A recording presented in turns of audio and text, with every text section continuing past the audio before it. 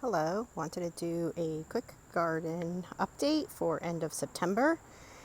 And everything is doing well in this bed. The dahlias are still blooming, with the exception of some of them that have been grazed by deer.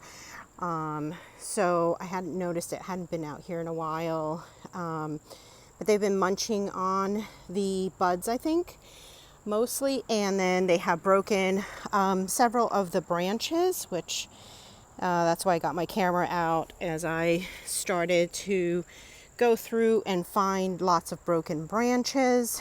So I'll hit it up with deer spray today and try to get them back to not being so tasty. But yeah, it's still got lots of buds up top.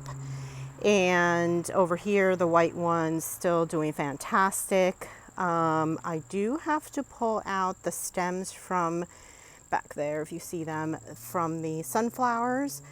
I think they may have been munching on the cosmos as well. I'm not seeing very many blooms on there. I did have to stake these up. And but I do see a lot of buds, so I should get a few more in there. And let's see, this hollyhock is ginormous, and I'm not sure, will it actually take up this much space? It's two of hollyhocks in here, and would it take up this much space when they actually bloom next year? I mean, I don't want that much space to be taken up, but yeah, that's crazy. These are, what are these? The Globe Amaranth, and they're blooming wonderfully. I have taken some cuttings already, and to try to keep them as dry flowers. And this is my absolute favorite dahlia. I will be saving this tuber because, or at least attempting to, because last year I was not successful. But I absolutely am in love. This is my favorite one. So I will be trying to keep these tubers for this particular one. I'm in love with it. And I still have lots of blooms that should be coming. Luckily, knock on wood, I have not seen these grazed by the deer yet. It was really the other ones on the other end, so they must not be walking all the way out here. But that's the report on this bed. And so let's go to some of the other ones. So behind the bed I was just at is this one downhill. So this has got the hydrangea, and it looking beautiful for the fall color, a little bit more of that pink maroon color. I did pull out one of the foxgloves because it was just completely dead. So if it reseeded itself, that's great. Otherwise, it just needed to come out. And then this one, I'll leave for a little while. I did buy some allium bulbs to add here. So I do want to, I'm thinking either right here or line the path, or like right in front of the hydrangeas. So there's something before the hydrangeas start to fill in. So lots of different thoughts on that one. Over here, the bachelor's buttons, which are really a hybrid apparently of the bachelor button and the Globe Amaranth, which is exactly what it looks like, a Globe Amaranth. Just is absolutely going wild over here. The bees are going crazy over it, but just looking absolutely beautiful. And this plant, which I forgot the name of it, I think it was like Purple Prince or something, that one is starting to take over as well and just does not have enough room. I was considering on moving it, but kind of nervous to move anything right now. It's going to start getting cold. And I don't know if you noticed, but the verbena back there started flowering. So there's every now and again, it actually puts out a flower or two. And then this grass over here is looking so beautiful. I love the fall color on this. Just absolutely gorgeous. My only thing is that this one is the one that looks fantastic. It's the right size, but then these two are smaller. I am going to move them though from here, because over here I want to put some winter green, some evergreens, and I was looking at some, oh my gosh, I forgot the name of it. I'll put up the name because it was a fantastic tree and I really want to get those in here. The catmint, still, I have not cut this back and it is just continuing to grow and get big and bloom and yeah, just going wild. These will get moved. If you notice right there, the salvia actually looks all flat and just probably needs to just get cut back. Seriously needs a cutting. Not sure I'm loving that salvia because it just seems to flop all the time and just go flat like that. It's not exactly good and upright, but the Angelonia I will be repeating next year because that also performed really, really well. So in this bed, the vincas are still blooming. They probably will until frost. Veronica, every now and again, I'll see a little shoot up there. And again, this one's doing better than the one furthest over here. And this one I found yesterday, it's got whitefly. So I did hit it with some neem oil. We trimmed up the shrubs as well. So those are looking really, really nice now. And then the crepe myrtles actually are putting out a second flush of blooms. This actually, it's lost some of its petals already, but it had a spectacular second wave of blooms on both trees. So was very happy with that very late color. I had one squash, a summer squash, a yellow one, that zucchini squash, which however you want to call it, but this one came back. Shocking. So I'm letting it be, seeing what happens. My other one has been pretty diseased for a while, as you can see there, borers and whatnot, but it still produces, so might as well let it continue producing. And back there is my cilantro, which we use a lot of cilantro, so leaving that there.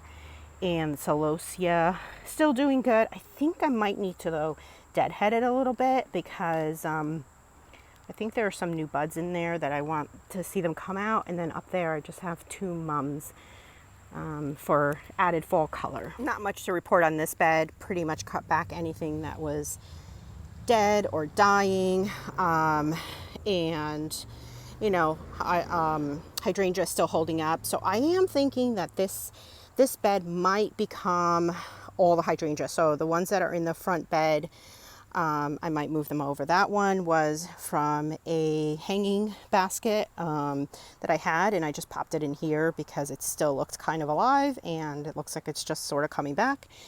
And actually some of the orange looks the same color as the spray paint, so I figured I'll just leave it here and let it be. And yeah, the hollies still have lots of red berries, looking beautiful. But other than that, nothing much more to report in this bed, really. So here is the bed at the corner of my house, and yeah, nothing much to report. Everything is just looking tired and spent and ready to go to bed, I think. Zinnias are, you know, still blooming, and this is my only one of my Zinderella peach, which actually looks like a Zinderella peach. I'm so excited. All the other Zinderella peaches, they look just like normal zinnias. But yeah, I thought I saw a really large spider in here just a second ago. I'm trying to find it. No, don't see it. It was huge. Oh, I see it. It's inside the plant. It's hiding in there. Oh, I hate all the spider webs. Anyway, yeah, so the zinnias, this one, gosh, it's so orangey. I guess maybe good for the fall, but it's just so neon. It's so neon. I actually don't like it that much. It's too neon, so I might have to pull that one out. Grass is doing spectacular. The lavender, just, I cannot believe how it really recovered because it was pretty dead. I did cover up the coreopsis, and unfortunately it's not really doing so well. Yeah, I'm not sure what's going on with that. And let's see, calendulas, they're either getting infested by aphids, etc. And so yeah, there's been a few blooms in there, but not doing so well. This one's pretty spent. I don't think I should cut it back because I think it might be done blooming for the season. I don't think really it'll put out more flowers if I even try to get rid of some of the old blooms. I'm just not seeing that much activity. Other than that, this one semi-recovered. So I've just sort of left it alone, and I'm sure it'll come back next year just fine. The yarrow, over here, I've got lots of blooms and looking beautiful. And for whatever reason over here, it's just barely any blooms. I do see some buds in there, so maybe we'll get something, unless something's really eating the buds. The plants that I tried to replant because they were too far down in the ground might be dead, might not be dead. It just kind of depends. I actually think these might be pretty resilient and they'll probably come back next year. If not, no love lost, honestly. I think I'd rather change them out with some white echinacea. I really would like some of those. And I'm kind of redoing this bed a little bit as well and bringing some of the catmint in here and just moving a few things around. So, yeah, I'll be rethinking this bed anyway. But yeah, everything's looking a little spent. But next year, some changes will be coming to this bed and some moving around of plants. So the final bed here, actually I'll also take you to the back a little bit, but here, the hydrangeas, I kind of forgot to water them, but we have watered them. They bounced back. I do have some sort of issue with bugs, and I'm going to address that for next year. I did get some stuff to handle that next spring, or even before they start budding. So hopefully that'll take care of it. So I have to stay a little far away just because my husband put some grass seed down and I don't want to step on anything. But these impatiens, these New Guinea impatiens, they just perform so well. This area gets very, very hot sun in the afternoon, like the last 4 hours of really intense heat. So that's why these hydrangeas are going to have to move. And these, I will be planting these types of annuals here again. They just do so well over here.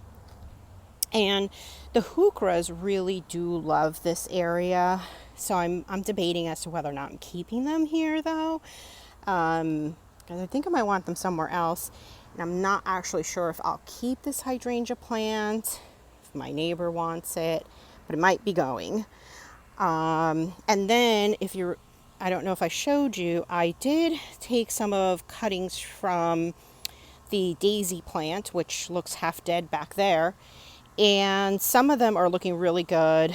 Although this one looks dead, I think it's actually alive because back there it sort of died, but there's little green shoots coming up. So I think it's a pretty resilient plant. All of these that I planted over here also came up. And we have the hollies over here. These are the male hollies to pollinate the front ones and get the red berries. They look a little scraggly because we did have to cut it back. We had a huge scale issue. And but they're bouncing back, and I do need to just take a look at them again, maybe address them a little bit again. So sorry, I'm just going to go past the air conditioner really, really quick. And back here, I've got the grasses, which just give so much light to this shaded area and the shaded garden. And forgot what these are called. I'll put it up on the screen. Bulbs that kept getting eaten up with some bug, but as you can see, some of them came up. Didn't do so well, but it's okay.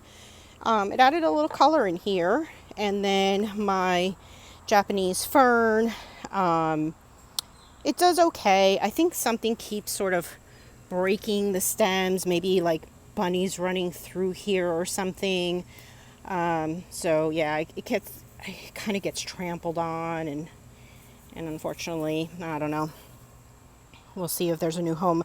Back here, I just don't think is a good place for planting other than these grasses. So I think these are what, carex. So I may just buy a bunch more of these and fill in this area with some carex. And then maybe from the get-go, I will do some of, also forgetting names, sorry, my brain is mush right now. And yeah, these actually finally filled in back here. I think some people do cut the blooms, but honestly, I think the blooms are so pretty. It's just gorgeous. So I'm just sort of leaving them. And then I've got an astilbe that actually came in over here. And there's my other astilbe. And then my one little foxglove that'll come in next year, hopefully. But we're back to the dahlias. And yeah, so that's it for this garden tour. Thank you for joining me. And I will see you the next time.